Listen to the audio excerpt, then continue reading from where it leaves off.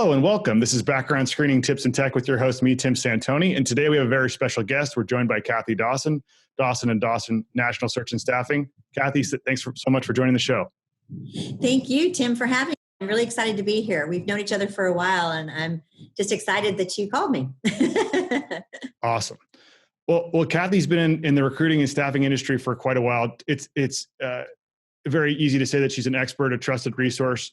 Was a former president of NAWBO, National Association of Women Business Owners. She also has a certification with the American Staffing Association, many other accolades. She also runs a very elite PROVISORS networking group in Irvine, which I'm actually a part of.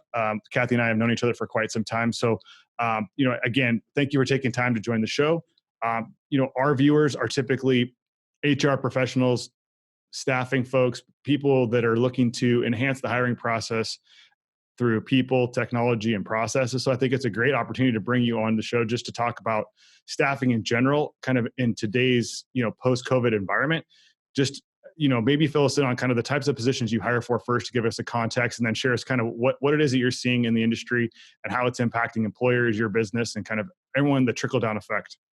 Wow, that's a lot in one sentence right there, Tim. I knew you were good, but this is too good. Mm-hmm. Anyway, so again, thank you for having me on. And what we do is we place people in office roles, typically. Most of them are remote today. 75% of what we're filling is remote, so 25% is not. And there's some form of remote to almost every job, it seems like, with the exception of manufacturing. So 3 different levels: executive search, middle management, and clerical secretarial is what we specialize in. And I've been doing it for 39 years. I can't imagine that. But it was my twisted sister who started it, evidently, and I came in at the end. But with that 39 years comes a lot of experience. When I first started, if you can believe it, there were no computers at all. There was no data collection, no artificial intelligence, no internet. Can you imagine? I mean, it's been crazy, the ride and the trajectory I've seen the search and staffing business go through. So that's what we are and where we've been and where we're headed to greatness through this COVID craziness. So how have jobs changed since then? As I mentioned earlier, it's a remote workforce now. Before, and I was one of these people were thinking that if they didn't have people in their offices, they wouldn't know what they were doing. And they really wanted to either train, mentor, and guide them on a moment-to-moment basis, which is the way I was always trained. And I really did well in that environment. Because as you can tell, I'm a people person. And so I like to be with people. So if I'm remote, how's that going to affect me? And so I was very concerned about that. However, just like most people that went through this last year, 2020, we all realize that this is here to stay. And we want to have a quality of life and work. And we want to really make family number one and our job a very close number 2. And so I've implemented that with my staffing firm. And we now have 100% remote workforce. And we also have a lot of bonding and fun times. We do Friday Fun Day, and we always do an event once a month that helps bond our company. So what we're seeing in the 2021 is a lot of hiring and a lot of people scrambling to get the top talent. And so that's great, but it's also not so great because a lot of the people have opted out and have decided to retire. There's that whole transition of workforces as we know them to be today. And so that makes it even more important to use a staffing firm because we know the people. We've been around for a while with them. As I said, I've got 39 years experience. So, I've known some of these people the entire time. I've known the mothers, the fathers, the grandparents, the grandchildren, the children, all of it. And I've placed most of them. So it's a very different time. What I do like about it, though, I have to say, is the remote work is a way for people to have that balanced life. And as people have said in the past, I'm sure you've read this and your listeners as well, is that people tend to work more when they work remotely. I, again, was not a big proponent of that. I thought, sounds good, but I'm not quite sure that's right, And certainly that's exactly what happened. We have 2 amazing directors, and they help integrate this into my workplace and workforce planning. And so now we have some amazing, highly engaged people that we've never met, which is very bizarre for me. I remember signing them up and giving them their laptops and so forth the first day of their work and meeting them for the first time. And one of our employees said, wow, so-and-so is really short. We had no idea that they were that stature. None of that really matters except that, usually you shake someone's hand and you meet them in person. And if we like them a lot, we'd even give them a hug.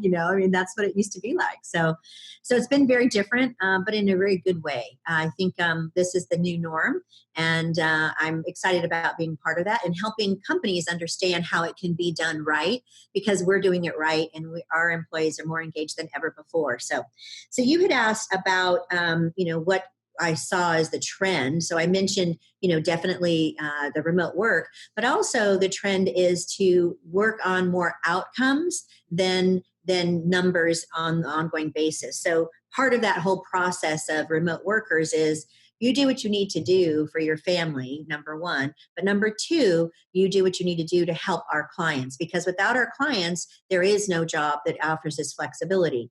And so it's been really interesting because our clients have wrapped their arms around that too. And they really like the fact that they can dig deep with us, and that we're not going to leave them in a lurch, and that we're going to help them no matter what. So anyway, it's been a fun ride for sure. I started in 2008. So I thought 2008 was the worst economic thing we've ever had. And then 2020 happened. So guess what?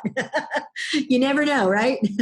Yep, definitely. I worked through that same period and thought this was the worst thing ever, right? And then economically, we were strong going into this, but coming out of it, obviously, it's changed our world. So it's interesting that you talk about the biggest change being the remote workforce, right? That in your, most of your clients that are like office jobs, the non-industrial, non-manufacturing jobs have had to migrate remote. We're not seeing people before we hire them. They're not working, but in a weird way, it's almost like we're learning more about them because we're seeing how they interact with their families and their day to day, because it's more a part of it, right? Before it was like you come into the office, you sit down, you do your work, and your personal life is separate, or, not, it takes a little bit of time, but now it's like, well, what kind of dog they have, if they have cats, you see their kids in the background, right? So in a weird way, you grow closer to their day to day and see more what's going on, because we're getting visibility more into their people's lives that we work or contract with, or whoever it is, partners, because we see them in their natural environment, which is home or, their home office. It's true. You said it so well, Tim, because I love a dog and a kid. I'm a sucker for a dog and a kid. If I'm on with my clients and we're doing a Zoom introduction meeting, because our policy used to be within 24 to 48 hours, we had to go out to the client, take a look at the facility, make sure it was safe and healthy and that it was a good work environment, because we're co-employers here. So we want to make sure that these employees are being well taken care of. And so we haven't been able to do that in the last year and a few months. And so it's been on Zoom. So on Zoom, I will usually start out the Zoom call with the new client saying, so we love kids and dogs. So if that happens to happen, it's okay by us, And then all of a sudden it takes that stress level from the client down so much more. It's almost like having one of those dogs, that you would have to just calm everybody down. It's like Zoom is doing that for us. And I do really like the fact that you can see their backgrounds, you can get to know their family. And I was always taught that if you know the person and you know their family, then you'll have a friend for life. And sometimes you'll know the person in the family and you'll run. Other times you'll go, hey, this is great. This is a good match for me. So it's been good. So I have kind of a self-serving question. So in our business, besides running a podcast, I have a background screening and investigation business. And so on the background screening side, one of the things that comes to mind is in these office situations where you have workers that are being placed in remote situations, they're not going into the office, not interacting with clients, customers, fellow employees, suppliers, right? Our clients even, right? They're not even traveling. They're working from home. So the potential risk that they pose is potentially, the physical risk is less, right? Yes, However, the virtual risk, the brand, the reputation, what they can't do could be more. So I'm like, how is this going to impact background screening? And you're an expert. So what's your take? Because this is going to how I'm going to strategize my business for the next 5 years based on what you say here. Great. No pressure. Yeah. I'll give you 1 minute. And that's good, even a 60-second pressure. So keep doing what you're doing. We use your services and they're amazing, whether it's remote or otherwise. They need to be background checked and they need to be screened so that we know that there is some reasonable sense of calm in our minds and our hearts that this person's going to be able to come in and do a good job for us and not bring any bad habits with them. So when you do background checking and that sort of thing, what you're really doing is just trying to see, is there anything there that hasn't been said already? And if, there's a bad credit or things like that, we can work through that. But obviously, if there's information that they've been hiding hiding from us, or they have a criminal record that is one that wouldn't allow them to be good in the job that they're applying for. We need to do things the right way. We need to be sure that we're not discriminating or having a bias there that we don't realize. And that's why we use you, because then it's all neutral. We don't care about who knew Sally or John, whenever, and who saw them at the bar or who saw them being pulled over or whatever it might be. We really want to know, is this person on their own right, someone that can stand up and do a good job and represent Dawson and Dawson and our clients in the right way.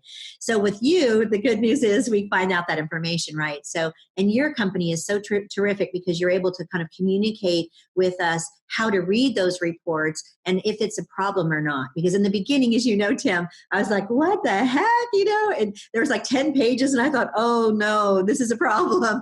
And you're like, no, Kathy, it's okay. This is actually good because, and then you kind of walk me through it.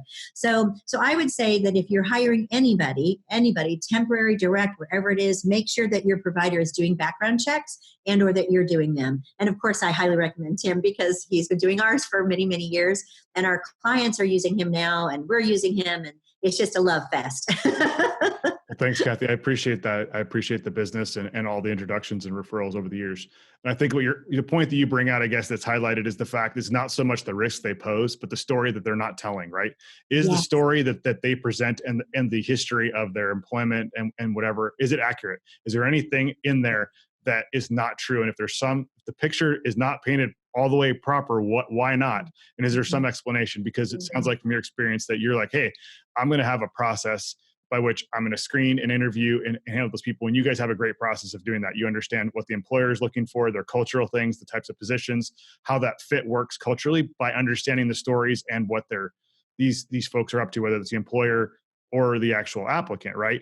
But if there's any discrepancy in there, you want to know about it. Or if there's any obstacle for them to succeed in that job, you want to know about it. And even doing all that, as an employer myself, and as you know, that doesn't always guarantee results, but it definitely enhances the probability of at least getting through the first 30, 60, 90 days, avoiding compliance risks, other issues that could get in the way of business. And potentially, right, we need to be more proactive.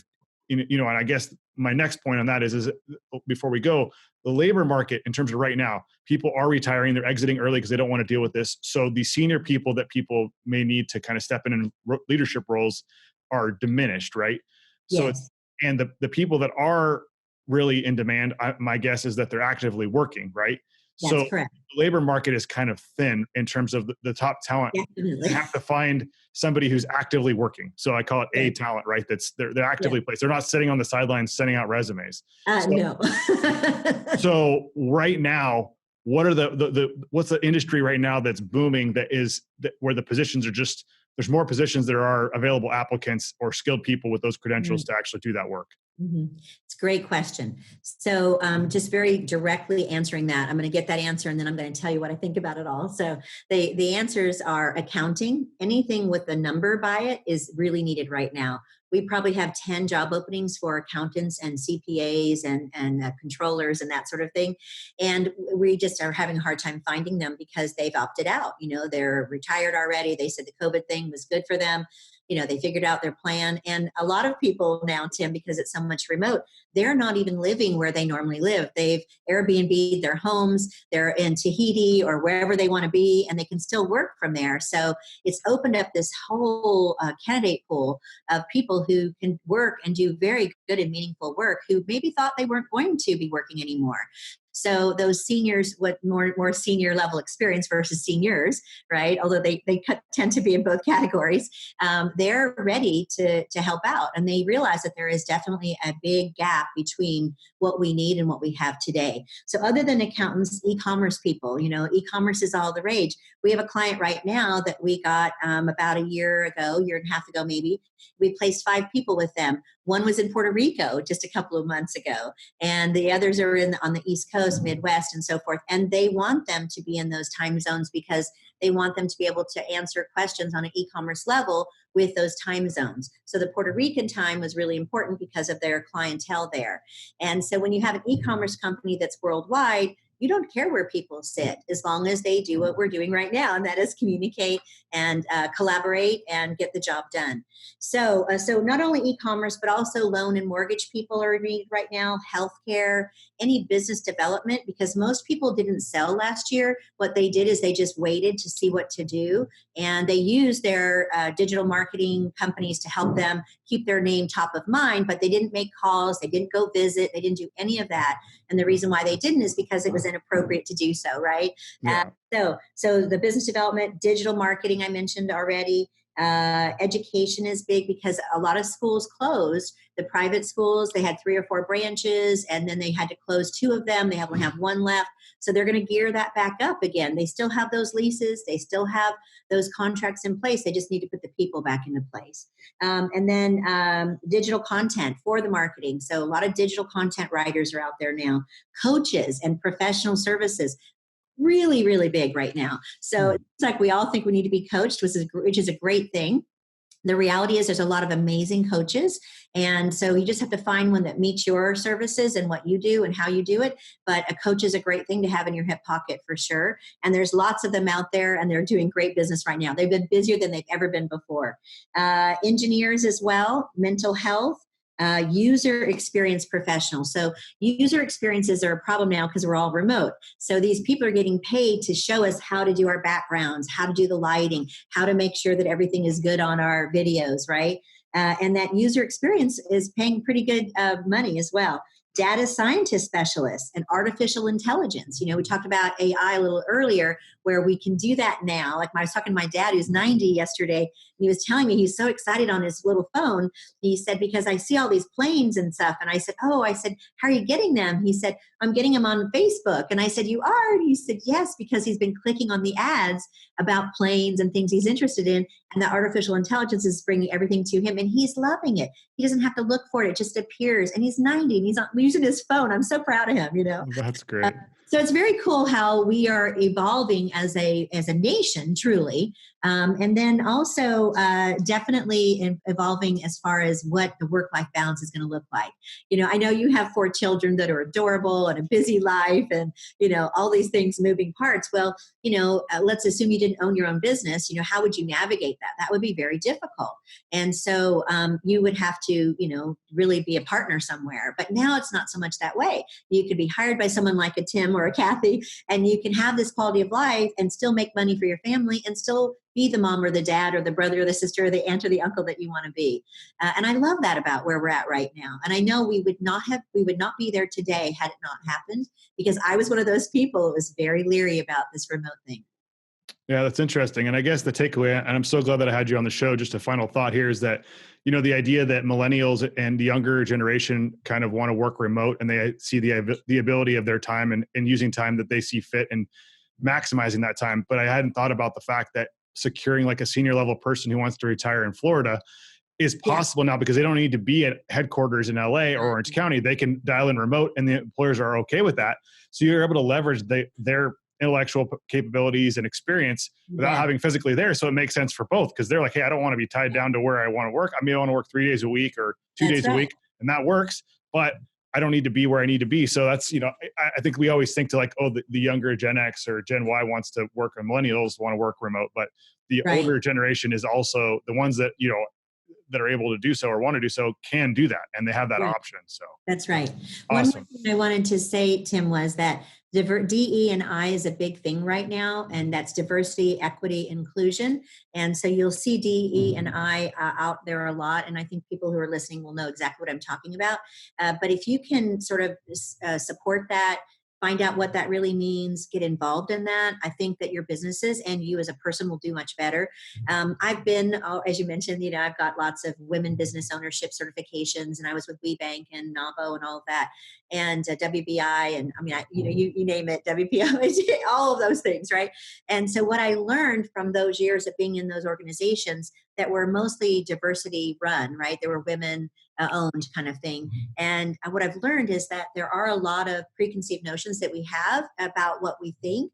And the reality is that bias and that unconscious bias has to be dealt with. When you're dealing with diversity, equity, and inclusion, you're getting rid of all that. You're saying, let's wipe the slate clean. Let's figure out who is the best person for the job, who's the best person for me to hang my hat with because of their skills, not about where they came from, not about what heritage they are, not about how tall they are or how short they are, or any of that. It's about the person's inside and what they can contribute to your organization if that's what you're looking to hire. So I just wanted to leave with that note because I'm super excited about that. And we have Hema Day in our group who's on that committee as well. And so we're really wanting to move that forward with all of our listeners because it's helpful to them to say, okay, let's just start from square one and make it happen, and it's really great when you figure out how to do that with your team. We have a team of experts in our organization that helps with that as well as just hiring in general. So it's a fun time in our lives now. Now that we've gone through that last year, I'll say that last year was a little rough for us. Awesome. Well, you can definitely connect with Kathy on LinkedIn. Her company is Dawson Dawson. Again, it's Kathy Dawson. And she also has her own show. It's called On Deck with Dawson Dawson, where she brings on a lot of trusted professionals and advisors. So I encourage you guys to tune in. Again, this is Background Screening Tips in Tech. You can pick us up wherever you listen to your podcasts. And again, Kathy, thanks for joining the show. Thank you, Tim. See you next time.